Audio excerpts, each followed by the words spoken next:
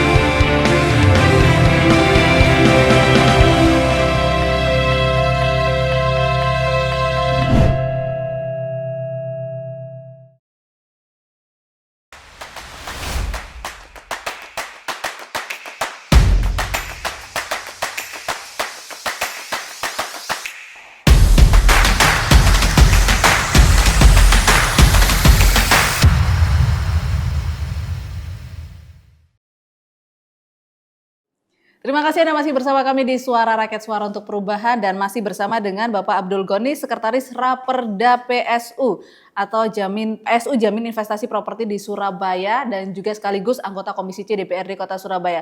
Tadi sudah dijelaskan oleh Cak Goni bahwa memang Raperda ini adalah Raperda inisiatif dari DPRD Kota Surabaya dan untuk memfasilitasi dan juga mengamankan masyarakat Kota Surabaya yang sering menjadi korban dari para pengusaha properti. Ya, Mas Goni atau Cak Goni ini bisa dijelaskan poin positif apa saja untuk para pengembang properti terkait dengan Raperda PSU ini? Ya, nanti berkenaan dengan Raperda PSU ini kita menitik beratkan bahwasanya PSU ini dipastikan sesuai dengan jumlah yang sudah disampaikan dengan baik ke pemerintah kota. Dan kita menjamin PSU itu tidak berkurang. Kalau memang bisa ya bisa lebih. Terus yang ketiga adalah kita berharap dengan keberadaan perumahan atau hunian baru ini tidak memberikan dampak negatif dalam aspek merusak lingkungan, dalam aspek banjir, itu sudah tertata dengan baik. Itu semangat kita. Jadi Raperda ini kita berharap bisa memberikan win-win solution berkenaan dengan kolaborasi antara pengembang, warga, dan juga pemerintah kota. Kita coba ingin memastikan PSU ini benar-benar bisa dimanfaatkan dengan baik oleh warga Kota Surabaya. Oke, kalau kita lihat sendiri tadi Cak Goni juga sempat menjelaskan bahwa memang Raperda ini berlaku untuk keseluruhan semua pengusaha properti maupun kecil besar. Nah, bagaimana dengan mereka yang pengusaha perorangan dengan memiliki lahan tanah kemudian seperti kaplingan itu dibuat perumahan, itu mungkin bisa dijelaskan apakah juga nanti akan tertuang di dalam Raperda ini ada sekian nggak boleh kayak gini gitu batasan-batasannya? Ya, memang ada pembelakuan sama berkenaan dengan itu. Di situ juga ada terkait dengan pengembang perseorangan dan dibatasi jumlah unitnya. Maka dari itu mereka juga bertanggung jawab terkait dengan tadi yang sudah saya sampaikan tadi, jangan sampai pengembang ini memberikan dampak negatif kepada lingkungan sekitar. Contoh banyak sekali aduan-aduan masyarakat ke DPRD kota berkenaan dengan dampak genangan banjir yang dilakukan oleh bangunan-bangunan perumahan di sekitaran rumah padat penduduk. Jadi air itu langsung masuk ke saluran pemukiman padat penduduk. Yang awal mula dulu itu perumahan tersebut adalah sebagai lahan resapan air, sekarang berfungsi menjadi hunian aktif. Kan ini kan juga bermasalah juga kalau tidak tertata dengan baik terkait dengan drainasenya maupun sarana-sarana yang lain sebagai penunjangnya. Oke, Anda melihatnya dukungan dari pengusaha properti dan juga masyarakat terkait Raperda ini sendiri seperti apa ini, Mas? Tentunya juga eksekutif ya pemerintah Kota Surabaya ini. Betul, eksekutif itu kan selaku sebagai penegak perda, fungsi kami ini kan di DPRD ada 3, yakni legislasi. Nah, maka dari itu Raperda ini bagian dari fungsi legislasi kita. Dan nantinya terkait dengan fungsi penegakan perda, kita akan melakukan fungsi controlling. Dan yang terakhir adalah budgeting, fungsi dari kedewanan tadi. Lah, berkenaan dengan Raperda ini memang kita menyikapi secara keseluruhan problematika terhadap PSU ini, prasarana dan sarana utilitas ini sungguh sangat kompleks. Makanya dibentuklah atau dirumuskanlah sebuah Raperda baru ini yang bisa menjadi solusi, yang bisa menjadi win-win solution buat warga yang berkenaan dengan PSU ini. Tapi tidak mengecualikan dan tidak merugikan para pengembang yang notabene yang bergerak di bidang usaha properti tadi. Oke, jaminan apa supaya pengembang ini juga tidak was-was dengan adanya Raperda ini sebelum digedok begitu? Ya, beberapa pengembang termasuk komunitas pengembang yang lain diajak berembuk untuk memberikan masukan-masukan Raperda baru ini. Kita undang secara resmi, tidak person to person, undang secara kelembagaan mereka bagaimana penyikapan Raperda ini. Jadi paling tidak mereka juga berusaha atau berinvestasi dengan tenang, tapi tidak merusak lingkungan sekitar. Jadi paling tidak ada perumahan yang dalam tanda kutip hunian yang modern. Semisal jadi olahan air itu tidak langsung dibuang ke ke pemukiman padat penduduk, saluran padat penduduk, tapi diolah lagi, didaur ulang lagi menjadi green water dan sebagainya itu. Itu kan sungguh luar biasa. Nah, kalau itu dilakukan, kota Surabaya yang dikatakan kota smart city itu Benar-benar terwujud sebagai terwujud. smart city begitu ya. Mas Goni atau Cak Goni mungkin bisa dijelaskan kendala saat muncul pembahasan dari Raperda ini. Ya, kendala itu banyak sekali, banyak berfaktor yang kita cek ternyata banyak PSU yang belum diserahkan oleh pihak pengembang. Ada kurang lebih 244 pengembang yang sudah menyerahkan, itu ada 170-an lebih yang sudah menyerahkan. Berarti kan sisanya kan ada banyak itu. Ya. Lah problemnya adalah apa? Dengan regulasi yang di Perda 7 2010 mereka belum bisa menyerahkan secara keseluruhan. Ya, maka dari itu kita berinisiatif untuk mencarikan sebuah solusi, yakni mungkin ada perubahan terkait dengan Raperda 7 pengganti itu. Artinya ada masih sekitar 60-an, 60-70-an ya pengembang yang belum menyerahkan ini. Betul. Nah, ini apakah sudah diinformasikan, kemudian maksudnya diberi peringatan atau sanksi khusus kepada mereka atau bagaimana? Ya, kadang kantor dan alamatnya sudah tidak ada. Itu tapi kan tidak serta-merta kita harus menyelesaikan terus kita mengambil paksa. Tidak bisa seperti itu.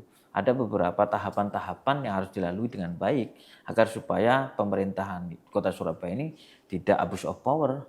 Ya kan? Ada hukum ini kan berbicara, makanya kita sering, dan juga mungkin pemerintah Kota Surabaya juga menggandeng jajaran samping untuk juga menertibkan para pengembang-pengembang yang dalam tanda kutip kurang baik tadi. Oke, baik.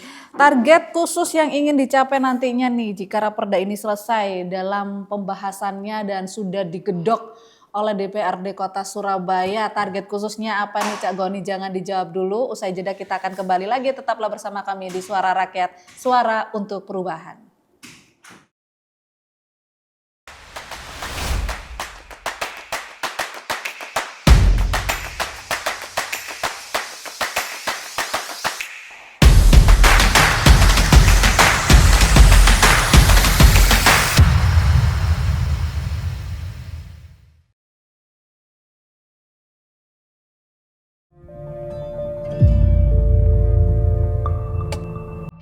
Berhasil melakukan penghematan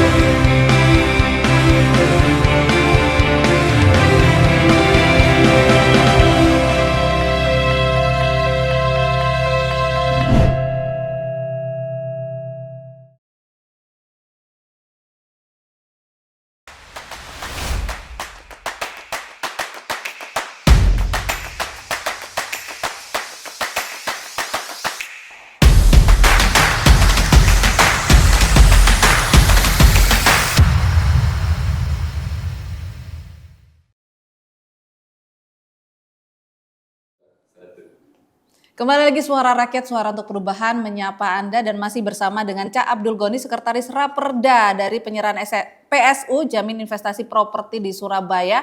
Dan kita masih membahas tema kita Raperda penyerahan PSU ini yang masih digodok oleh Pansus atau panitia khusus dari Raperda PSU DPRD Kota Surabaya. Ya, target khusus yang ingin dicapai nantinya jika Raperda ini selesai pembahasannya apa Pak Goni? Tadi masih ada sekitar 60-70 yang pengembang belum memberikan kepada pemerintah, mengembalikan ya kepada pemerintah kota ya ini ya dalam hal ini. Nah, ini seperti apa targetnya dengan dicapainya nanti Raperda menjadi perda ini? Ya, berkenaan dengan mereka yang belum menyerahkan itu kan ada persoalan tersendiri. Ya. Nanti biar ditangani secara keseluruhan, tapi yang penting adalah kita akan rampungkan Raperda ini di tahun ini sehingga ini bisa diimplementasikan untuk tahun berikutnya. Oke, tadi kan sempat dijelasin bahwa Ray juga ada hadir diundang untuk pembahasan Raperda ini. Apakah juga dibahas dalam Raperda tersebut terkait dengan banyaknya pengembang-pengembang nakal yang tidak sesuai dengan apa yang ditawarkan? Kalau tadi ada 60-70 yang alamatnya sudah nggak ada, entah di mana mereka. Nah, ini Ya, gimana? dalam konteks itu RIM juga menyepakati persoalan bersama Ya, bahwasanya berkenaan dengan PSU itu harus dikunci dengan ya. baik. Terus berkenaan dengan proses alas hak yang berurusannya dengan BPN diharapkan bisa cepat tanggap sehingga kita kan pengurusan terkait dengan alas hak itu tidak terlalu lama. Kan BPN itu kan kadang seperti makanya tempo hari yang lalu kita ketemukan secara keseluruhan BPN, RE dan lain sebagainya itu lembaga-lembaga terkait baik PDAM maupun yang lain itu semuanya kita sudah koneksikan secara keseluruhan. Oke. Sehingga paling tidak Perda ini bisa memberikan kontribusi yang maksimal terkait dengan problematika PSU tadi. Oke, kalau Anda melihat sendiri nantinya jika Raperda PSU ini sudah digedok, apa akan malah menyulitkan para pengembang sehingga nantinya pengembang ini justru susah untuk berinvestasi, tidak mau berinvestasi di Kota Surabaya, Mas Sebenarnya Goni? tidak, paling tidak itu kan cara berpikir nawaitu kita ini kan Perda ini kan sifatnya juga baik. Oke, Nafas Perda ini adalah menyelesaikan problematika persoalan warga yang mungkin dalam tanda kutip yang merasa dirugikan. Jadi seyogianya itu kalau kita ini berusaha atau berinvestasi jangan sampai merugikan orang lain. Nah, kalau merugikan orang lain ya pasti citranya kan negatif kembali pada dirinya sendiri. Lah kalau seperti itu, lah kalau berinvestasi seperti itu kan investasinya juga tidak baik. Ini menjadi sebuah persoalan. Lah pemerintah kota mencoba menjembatani ini. Investasi ya silakan, tapi tidak boleh merugikan masyarakat dan warga kota Surabaya. Lah warga kota Surabaya ini kan juga menjadi tanggung jawab pemerintah kota. Itu yang harus harus digarisbawahi. Contoh dengan keberadaan perumahan itu pasti juga akan menimbulkan baik aspek sosial maupun aspek lingkungan. Jadi kayak semisal aspek lingkungan berkenaan drainase tadi yang awal mula itu lahan itu menjadi resapan air, tapi ketika musim hujan malah menimbulkan genangan di mana-mana. Ini kan perlu perencanaan yang secara matang. Jadi tidak serta-merta para pengusaha itu melakukan investasi seenak jidat, semua ada mekanismenya. ada sistem yang harus dipatuhi. Betul. Begitu ya, ada rule-nya begitu. Ya, siapa sih sebenarnya Cak Goni yang diuntungkan dari Raperda ini sendiri? Apakah pengembang, pemerintah kota, warga kota Surabaya, siapa yang diuntungkan? Atau semuanya justru diuntungkan dengan adanya Raperda ini? Ya betul, makanya semuanya pasti akan diuntungkan karena Perda ini dibuat kan untuk kemaslahatan warga kota, bukan untuk kepentingan individu sepihak orang. Jadi tidak serta-merta seperti itu, makanya kita juga undang developer, kita juga undang beberapa dinas-dinas teknis terkait. Sehingga untuk menyamakan persepsi visi yang sama membangun kota ini menjadi lebih baik lagi. Contoh kalau bisa mungkin hunian atau pengembang-pengembang ini punya visi yang sama bagaimana membangun wilayahnya menjadi smart. Ya kan, dari aspek smart ya dalam hal apapun, entah huniannya juga smart, terus semisal hal yang lain pun juga smart. Paling tidak kota ini benar-benar menjadi kota yang smart city betul. Iya, artinya fasilitas umum, fasilitas sosial yang dilakukan oleh pengembang ini juga harus smart gitu ya. Iya, betul. Artinya fasilitas pendukungnya juga harus smart. Betul. Dan akhirnya mewujudkan Surabaya Smart City. Oke, sebelum kita tutup, pesan untuk kepada pemerintah kota Surabaya dan juga para pengusaha properti, pengembang dan warga kota Surabaya dengan adanya Raperda ini. Silakan Mas Goni. Ya, kami berharap kepada pemerintah kota nanti setelah Raperda ini bisa kita rampungkan, seyogianya bisa diimplementasikan dengan baik, dan juga para pengembang silakan berinvestasi di kota Surabaya ini, dalam artian jangan sampai merugikan warga kota Surabaya, sehingga ada kenyamanan entah dari pengembang maupun warga kota, sehingga kita sama-sama saling bersinergi membangun kota Surabaya ini menjadi lebih baik lagi. Oke, baik, terima kasih Bapak Abdul Goni atau Cak Goni, Sekretaris Raperda PSU DPRD Kota Surabaya yang juga anggota Komisi C DPRD Kota Surabaya, dan kita berharap bahwa Raperda ini segera didok ya dan bisa dijalankan dengan baik dan bisa menguntungkan masyarakat Kota Surabaya, pengembang dan juga pemerintah Kota Surabaya. Saya Catherine Nelson pamit undur diri, terima kasih atas kebersamaan Anda, sampai jumpa.